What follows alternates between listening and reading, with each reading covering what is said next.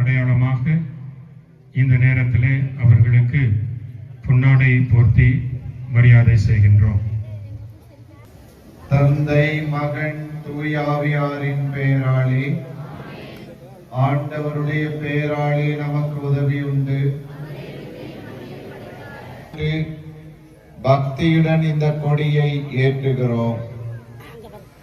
இந்த கொடி உமது பிரசன்னத்தின் அடையாளமாக உயர்ந்து நிற்கப் போகிறது. எங்கள் ஊரின் பாதுகாவலர் புனித அந்தோணியாரின் திருவுருவம் தாங்கிய இந்த கொடியை நீர் ஆசீர்வதித்து புனிதப்படுத்தியருளும். இந்த கொடி வானோக்கி பறப்பது போல எங்கள் உள்ளங்களும் நம்பிக்கையில் உயர்ந்து உம்மை நோக்கி வரச் செய்தருளும். இந்த விழா காலங்களில் இத்திருத்தலம் நோக்கி வரும் அனைத்து மக்களையும், குறிப்பாக எங்கள் ஊர் மக்களையும் வெளியூர் திருப்பயணிகளையும் ஆசீர்வதித்தருளும்.